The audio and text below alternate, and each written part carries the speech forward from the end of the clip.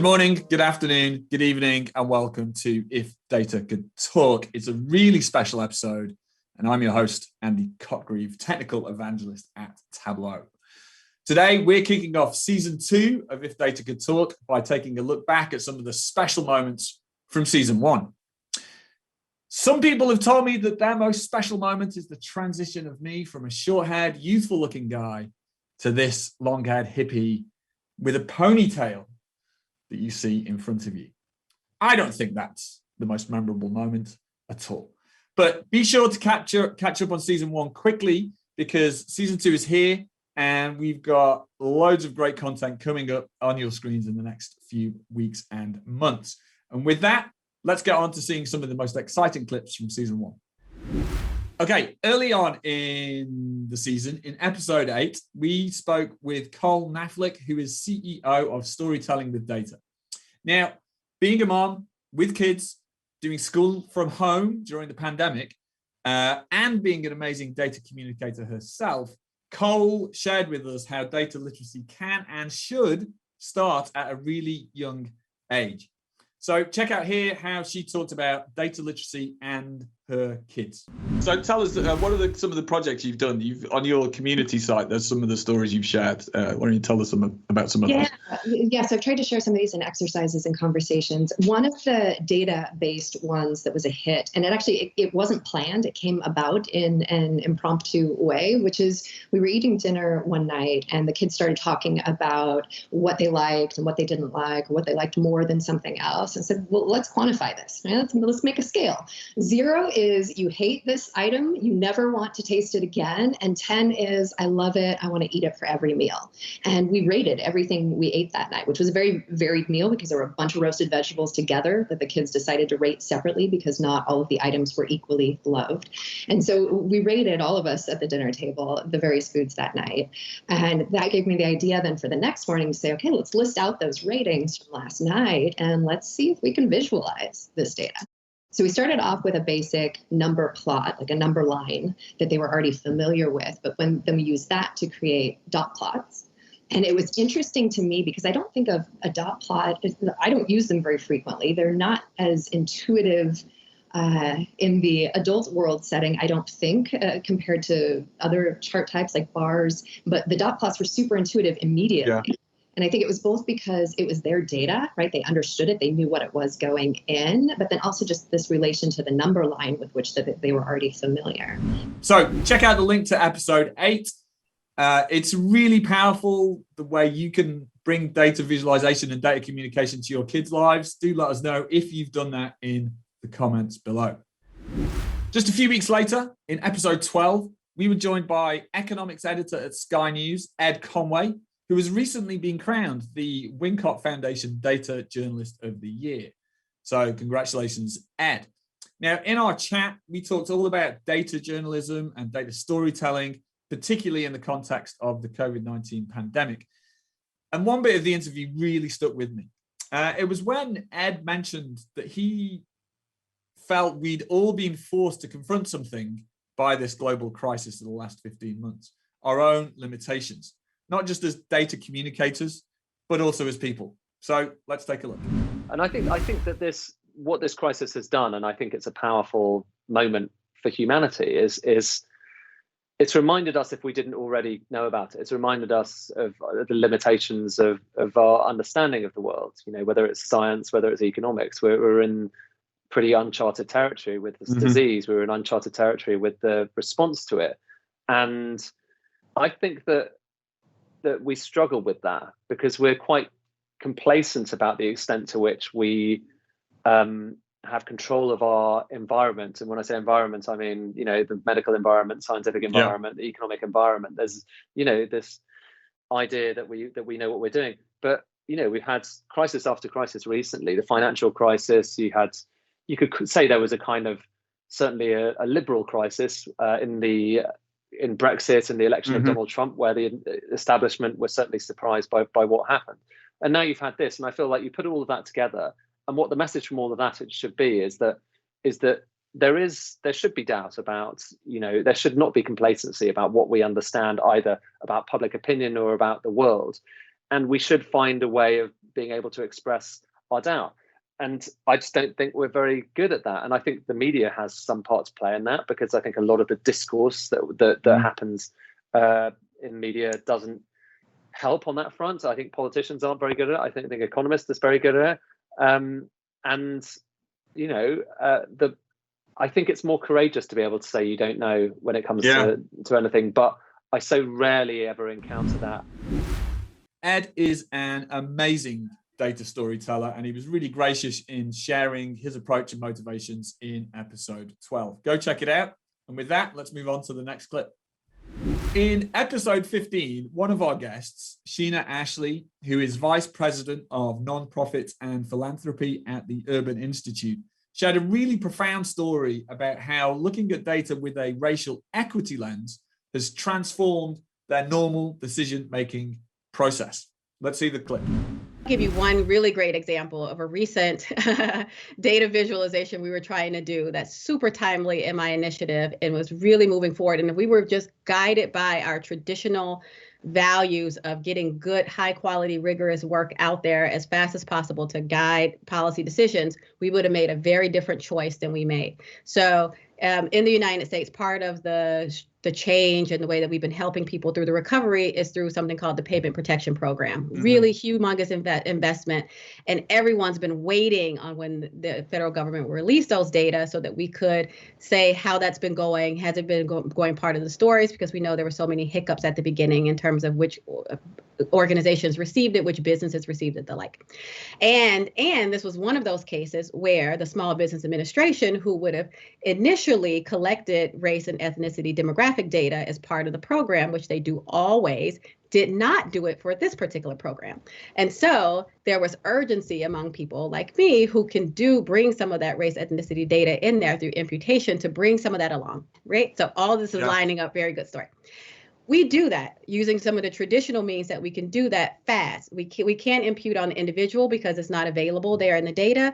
We then say, well, we know because of segregation patterns in the United States that we could take community level indicators and say, in these particular communities that are more predominantly by people of color, this is how much of the dollars were put in those communities. So we could use that as a proxy. Now, because our old values, we would have just released that and it would have been fine. It was all legitimate. Because we were really trying to come from a racial equity centered framework, we paused. There was another level brought into our decision making about looking at those results. Even in the planning, we said, is there a risk? This is a very high profile. Is there a risk that anything that we produce from this, using the proxy that we're using, knowing that that's not the best way to do it, is there any risk that can lead to a particular outcome that does not advantage the people, those small business leaders, those Black business leaders who have been fighting to get these resources? If we come out with something that's different from their experience, is it because their experience is wrong, or is our proxies to failure? That's something that having a racial equity lens will do very differently for you that I wouldn't have been empowered to say before, because everything else in the organization is driving toward, did we get the data out fastest, and is it rigorous? And then we get it out there in a moment in which it can help guide policy change. All of those boxes were checked. But having that value of racial equity gave us a whole nother set of boxes that we needed to run through. And at the end of the day, even though we put the time into doing the analysis, getting the results, designing a beautiful visualization, getting amazing pictures to do this data story, we said, we're going to close that and not release it. Because just the risk that what we could produce could be not really aligning. And because we knew with integrity that we were using a proxy and that might not actually work. One of the great things about If Data Could Talk is how it's really opened my eyes to thinking differently about data in a whole manner of different ways. And this was really one of the most profound episodes we did. So to hear that complete conversation, also with Heather Kraus and John Schwabish, that's episode 15. Check out the description and the links below. And then we'll move on to the next clip. A few episodes later, we spoke with Tim Harford, presenter of BBC Radio 4's More or Less and author of a new book, How to Make the World Add Up. And we began with a simple question. Are statistics tools or weapons? Are statistics tools or weapons? Well, they are presented as being both. And the book actually begins by focusing on this moment in 1954 of all times and places. This moment in 1954, when the most popular book ever written about statistics was published, Darrell Huff's How to Lie with Statistics. It's also the year that two British epidemiologists, Austin Bradford Hill and Richard Dole, published some of the first compelling evidence that smoking cigarettes dramatically increases your risk of lung cancer. And the reason that the book's introduction contrasts these two things is because they are really presenting two different visions. Darrell Huff's book is great, it's funny, it's witty, it's insightful, but it's also very cynical about statistics. It's all about showing you, where the magician hides the rabbit before appearing to pull it out of his hat. It's all about showing you how the crooks will lie to you. Basically treats statistics as a weapon in a political fight or as a weapon for advertisers, for dishonest politicians. It's a trick not to be taken too seriously. And Dole and Hill show instead that could be an absolute lifesaver. Statistics can show us something we can't see in any other way. And I really wanted to confront people with that choice and to say, please treat statistics as a tool, not as a trick. A tool, not a trick. That is a great line from Tim Harford. So take a listen and watch all of that episode. There's a great bit at the end of the chat with Tim Harford where we really nerd out about one of the most famous quotes about data and statistics from history and whether it was really Florence Nightingale who said it or not. Tim drops a bombshell. Go check out the episode and let's move on to the next clip. Throughout the season, our guests and their excitement for data-centered stories remained strong, thriving, captivating, and dare I say it, even magical. But in episode 31, I had the absolute pleasure of speaking with Dr. Gustav Kuhn, who is a reader in psychology at Goldsmiths University and a former magician. Oh, it was so exciting. In this episode, we talked about several ways that cognitive science principles are used in magic and data visualization, focusing on the overlaps between the two disciplines. Gustav shared loads of insights and theories that surround data viz and the overlap with magic in all the ways that we might not have thought about. This particular segment on Gestalt principles was one that stuck with me. So let's take a look. All right, last one before we get on to a bit of science, how the science of magic has been developing. And the last one we're going to talk about is Gestalt principles. So I just have one slide for you to talk about on this one, Gustav. Tell us about the zigzag lady and what Gestalt is.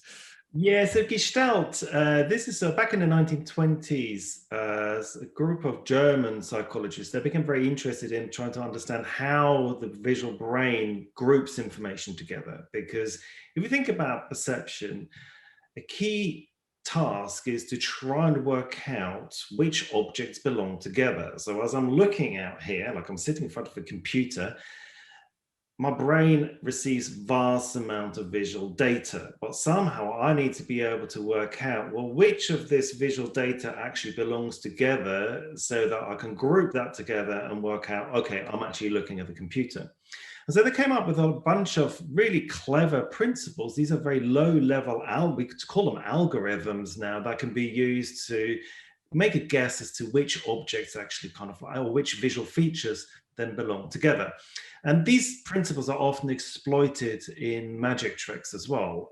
So if you look at the illusion here, this is a zigzag illusion. You put a lady or anyone really into a box, and then you can slide the middle out of it. Now, what makes this illusion so effective is if you look at the image on the left, where you've got a form, you've got the outline of a person printed on the box. That illusion is much more effective because our brain is hardwired to try and group it together. So as soon as you actually break that Gestalt rule of this continuation of the person, we realize that something is wrong. Whilst if you look at the object on the picture on the right, there the illusion isn't enforced by these Gestalt principles, and it's just a lot less effective. Yeah, absolutely. And this has echoes and fundamental uses in data visualization. This is a screenshot from a Tableau Zen Masters blog post, Lindsay Betzendahl, and she wrote about, many people have written about Gestalt principles in data visualization. It's absolutely fundamental to the field. I think if you want an introduction, you can't find, there are not many better places than this. This chart shows how she's, I love this. She's taken the 7 main Gestalt principles and given you a little indicator in the letters of Gestalt, how they each apply to the field of data visualization. So probably no need to go much further in depth there, but again, this is what links it all together. And it's just been, I'm really enjoying this, Gustav. Hope you can tell. So they're the main principles. I mean, if you want to read more, go read Gustav's book, because it's great. But I now want to move on and talk for sort of 5 or 6 minutes about the science of magic, because, the Magic Lab and with your work, you've been really pioneering that. And I think also with some resistance from the field of magic, I believe, right? So tell me, what is the science of magic? Why is it important beyond what we've already been mentioned? And maybe mention the resistance you've had as well. Yeah, so I mean, magicians they've developed really clever insights into a lot of the limitations of the human brain, because of course lots of magic relies on exploiting limitations. So we've talked about misdirection, and they've got centuries of experience in identifying some of these perceptual errors and limitations. And we can think about the progress of magic a bit like an informal scientific process. So a magician will have an idea about how the trick works, and then they perform their effect. If it fails, then they know that their principle is wrong. And so for hundreds of years, they've been gathering all of this informal data about how the brain works. Now, I got interested in psychology because of my magic. I started off as a magician, and I felt, well, if I really want to learn how to perform good magic, I need to understand how the brain works. And that's why I went to study psychology. But when I studied psychology, psychologists had no idea about magic. Nobody was studying magicians. And for me, that was quite weird, because I felt, well, actually, a lot of the principles that are of interest to magicians are of interest to scientists as well.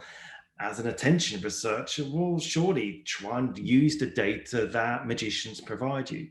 And so for the last 20 years, I've been trying to bridge this gap between science and magic. And we've been developing this science of magic, which uses scientific principles to study some of the principles that magicians use. Because although some of their ideas are right, others aren't. And so what we're trying to do is use a much more scientific, a more objective approach to evaluate some of these principles, and not only understand which principles work, but also why they work, because that can give us great insights into how the human brain works. All right, as a magic lover myself, pick a card, any card. I love this episode. It was an absolute thrill. So if you go back and watch the episode in full, you'll even see some of my magical skills alongside some of the awesome examples and theories that Gustav has been working on over the years. So go check out episode 31. It was great fun. Our last clip is from episode 30. Our amazing guest, Alison Holder from Equal Measures 2030, joined the show to talk about data literacy, data feminism, and gender equality. So in this highlight, we're going to see Alison shares a really great breakdown of how her organization is empowering women's groups across the world to leverage data locally in order to change their communities from the ground up. Let's see the clip. Yeah, so the example that I think I'll give for this one, although I could choose any of the partners that we're working with around the world, because they're all doing a huge amount to localize this idea of tracking progress on the SDGs, tracking progress on gender equality. But one example is the work that our partner in Kenya, who's called Roots Kenya. It's a network of grassroots women, of rural women primarily from around Kenya. And what they've done is they have taken a tool like the EM 2030 index at the global level and used it as like a jumping off point to create their own local level dashboard of data that matters for them. You can check it out. It's called genderdatakenya.org. And so what they've done is, in terms of the sources, they've used a real mix. So there's some issues at the county level in Kenya that the government statistics cover fairly well, and they're able to put that into their dashboard in a really accessible format. There's other data that just is missing. And so, for example, with this network of grassroots women, one of the issues that was really relevant for them was around their time use, how they use their time in the day, and the kind of extra burden that women in the community, in all communities, the extra burden they have to care for family, to collect water in certain contexts is really relevant. So the way that women spend their time and how that holds them back from other activities, economic, education, and what have you, but they didn't have the data to show how women were using their time in the communities in Kenya. Yeah. And so they did some local level survey work, and they've actually been able to use that small scale survey work as a conversation starter with their government to say, you look at what this is showing in terms of the additional burden our women face in terms of caring. You don't have this data at the government level, why? And so they've used it in that jumping off point, and they're able to bring that into their dashboard. And another example is in our index, we have indicators that are like the percentage of women in the parliament, or the number of women who hold really senior roles in government at the national level, which is great. But what was more relevant for Groots Kenya was to look at what does that mean in terms of county level mechanisms? Like for those communities, the money and the power is within the county level governments, right? And we don't know from the global level data sets what that looks like for women. So they were able to do their own data gathering. How many women are on the local water board? Because water is super relevant for the women in Groots Kenya's network. So they've mixed statistical data with locally collected data in a really neat way. Great stuff from Alison. And if you want to see more of that chat with Alison and learn more about the amazing work that Equal Measures 2030 are involved with, check out the links below. And that, my friends, brings this retrospective to a close. We have met a lot of amazing people, heard incredible stories, and gained new insights about the importance of data across all our worlds. I want to thank every single guest we've had, and to all of you who've watched and enjoyed and commented on the shows. I personally get my energy from discussing data with people, and I hope that this show has had a similar impact for you. Coming up in season 2, we've got even more incredible interviews and guests, and I'm really looking forward to sharing each and every single one of those with you very soon.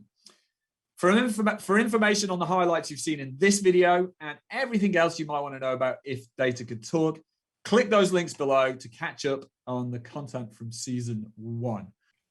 Thank you for watching, and we will see you soon for season 2 of If Data Could Talk. And for now, it's time to unleash the hair. See you soon.